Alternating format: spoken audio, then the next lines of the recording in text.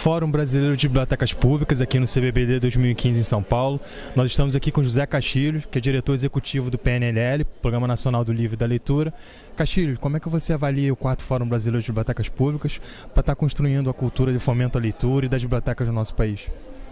A realização do 4º Fórum, antes de tudo, é uma conquista da Diretoria do Livro e Leitura, de todos os seus parceiros, no sentido de fazer com que a discussão dos principais temas ligados à biblioteca pública aconteça de maneira regular, de maneira rigorosa, trazendo para o Brasil e para os profissionais das bibliotecas públicas as reflexões mais importantes para fazer caminhar esse trabalho que é difícil, mas que é um trabalho extremamente importante e vital, eu diria, para a construção da leitura no Brasil. O Plano Nacional do Livro e Leitura identificou desde o seu primórdio a necessidade absoluta de trabalhar com as bibliotecas e com as escolas para que o Brasil seja um país de leitores. Nós precisamos disso, e muito. Temos 25% de pessoas apenas leitoras no país, que conseguem ler plenamente. Temos 75% de analfabetos funcionais em vários níveis, e essa é uma questão hoje até de estratégia nacional. Eu diria até de uma quase segurança nacional, no sentido de que nós tenhamos um país leitor que possa ser cidadão, que conheça seus deveres, conheça seus direitos e contribua para o desenvolvimento do país de maneira consciente. Sem a leitura nós não teremos cidadania. Sem a leitura nós não teremos um país. Aqui na sua fala, Castilho, você colocou que o Brasil ainda continua sendo um país carente de leitura, né?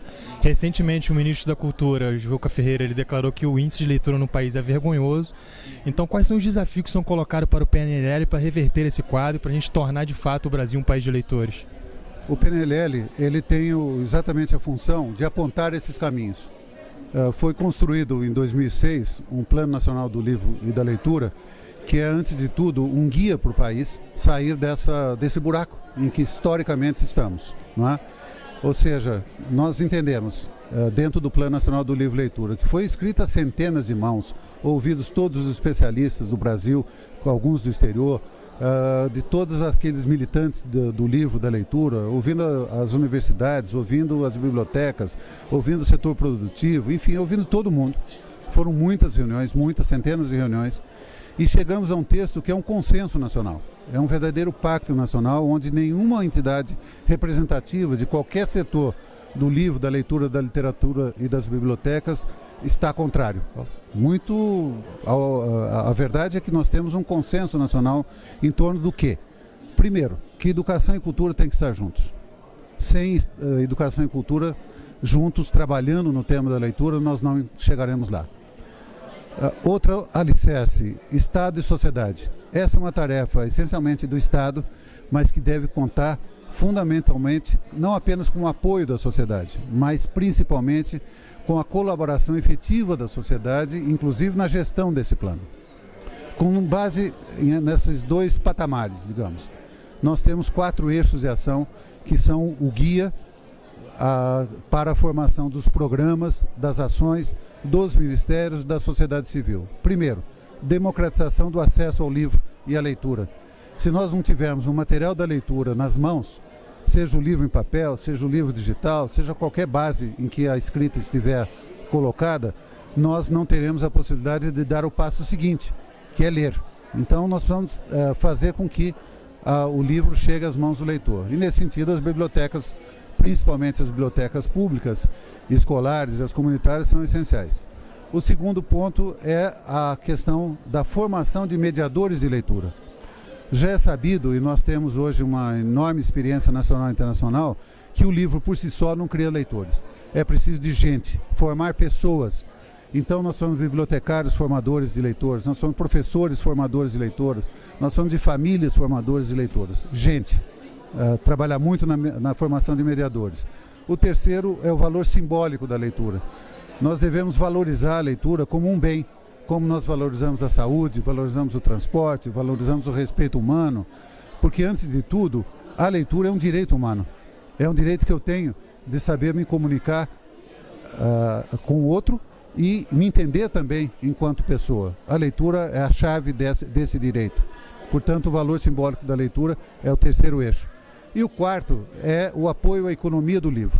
Entendemos o apoio à economia do livro, não apenas da indústria do livro, mas também aos escritores, à própria indústria editorial brasileira, que precisa ser independente, não depender de editoras de fora, trabalhar com a ideia de que nós precisamos ter livrarias muito mais do que temos, livrarias de todos os níveis, desde as grandes livrarias até aquela pequena livraria da esquina da tua casa que você gosta. Ou seja, nós precisamos ter todo um apoio de uma rede econômica importante que gera também, dentro da ótica da economia criativa, a ideia de que os livros fazem parte do desenvolvimento econômico do país. Então, com base nesses 4 eixos e nas 2 grandes alicerces, nós temos o caminho para o Brasil sair do atoleiro em que se meteu historicamente há 500 anos e que agora, mais do que nunca, é importante que saia. Além da questão da leitura, né, aqui no Brasil a gente não conseguiu ainda zerar o número de municípios brasileiros sem bibliotecas públicas. Por que é tão difícil no Brasil atingir essa meta? A meta, antes de qualquer coisa, não é uma meta com dificuldades econômicas, mas é basicamente uma questão da compreensão cultural, humanística, da importância da leitura que cada um dos dirigentes municipais tem. Quando nós fizemos no Ministério da Cultura um enorme esforço no programa Mais Cultura, entre 2008 e 2009, principalmente, e praticamente os 1.700 municípios, naquela época mais ou menos, que existiam, que não tinham bibliotecas, foram supridos de uma biblioteca mínima, mas perfeitamente decente para os níveis da cidade. Nós tivemos algumas dezenas de municípios que ou não quiseram, ou não podiam receber a biblioteca por dívidas com a União, ou mesmo municípios que depois de recebida e aberta a biblioteca não mantiveram essa biblioteca aberta. Por quê? Porque os dirigentes municipais entendem, muitos deles entendem, que a biblioteca não é um elemento, um bem essencial para a sua população, não é? Então nós temos muitos casos, a biblioteca é aberta no mês, depois de 3 meses ela é fechada, porque a prefeitura precisa da sala para uma coisa ou outra, às vezes até para um arquivo morto.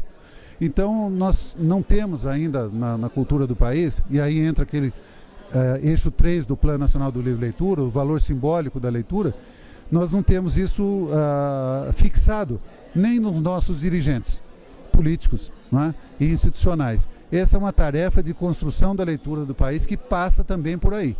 A partir do momento em que cada dirigente municipal tiver a consciência de que a leitura é fundamental para o desenvolvimento da sua cidade, da população que o elegeu, nós teremos bibliotecas no país, em todas as cidades do país. Por isso também que nós estamos empenhados cada vez mais em criar os planos municipais do livro e leitura, onde o Estado e a sociedade local estejam presentes juntos na construção daquela cidade leitora. Porque a partir do momento que o município absorve isso, nós de fato teremos o Plano Nacional do Livro e Leitura. É aquela velha máxima, a política e as ações acontecem onde as pessoas estão. E as pessoas estão nos municípios. Elas não estão todas em Brasília, não estão todas nas capitais dos estados. Elas estão cada um nas suas cidades, na sua área rural do seu município. E são exatamente essas pessoas que farão o Plano Nacional do Livro e Leitura a partir dos planos locais. Para finalizar, Castilho, o Brasil hoje ele vive um período de crise econômica, né? E assim, em tempos de crise, os cortes sempre chegam primeiro na cultura, na educação, nas bibliotecas públicas, nas universidades públicas. E no PNLL, de alguma modo, essa crise está afetando alguma iniciativa do PNLL? A crise está afetando claramente a partir do momento que afeta diretamente os orçamentos do Ministério da Cultura e do Ministério da Educação. O orçamento do PNLL é um orçamento muito modesto e nem precisa ser um orçamento gigantesco. O PNLL é articulação, é indução de programas, projetos, ele não manipula verbas, muito pelo contrário, né? Ele se serve de algumas verbas, pequenas verbas federais para fazer a divulgação e articulação do seu trabalho de divulgação pela leitura. Então, mas o plano é afetado sim, porque quando você tem, por exemplo, um programa de incentivo a bibliotecas públicas, por exemplo, ser afetado pela crise econômica e pela restrição de verbas, o plano está sendo afetado diretamente, no seu eixo da democratização do acesso, por exemplo. Então, é claro que nós estamos sofrendo cortes. Os cortes são para todos os ministérios, mas evidentemente nós temos que fazer um diálogo cada vez maior entre o Estado e a sociedade brasileira, no sentido de que aquelas camadas mais gordurosas, digamos assim, possam sofrer mais cortes do que aquelas que tradicionalmente, praticamente, são esquálidas, São áreas que não recebem praticamente quase nada do ponto de vista das suas necessidades, como é o caso da área da cultura, não é? Então, me parece que o diálogo hoje é um diálogo cada vez mais para deixar claro para o Estado brasileiro, em todos os seus níveis, eu estou dizendo, hein, tanto federal, quanto estadual, quanto municipal, de que é preciso investir na cultura, é preciso investir na educação e é preciso investir na leitura. Se nós não fizermos isso, o desenvolvimento econômico não vai acontecer, a autonomia de cada cidadão em fazer o seu próprio negócio ou ser um grande gestor de um negócio público ou privado estará comprometido. Então, investir na cultura, investir na leitura, investir na educação é, antes de tudo, um bom negócio do ponto de vista das políticas públicas e das políticas privadas também. Porque as indústrias também têm que ser sensibilizadas a aplicar recursos nessa área, né? Não pensar apenas que nós devemos pegar a Lei Rouanet, por exemplo, e aplicar apenas em grandes eventos, em grandes espetáculos, mas investir nas bibliotecas, investir no desenvolvimento da leitura, nas tecnologias que precisam ser levadas também a partir dos recursos privados.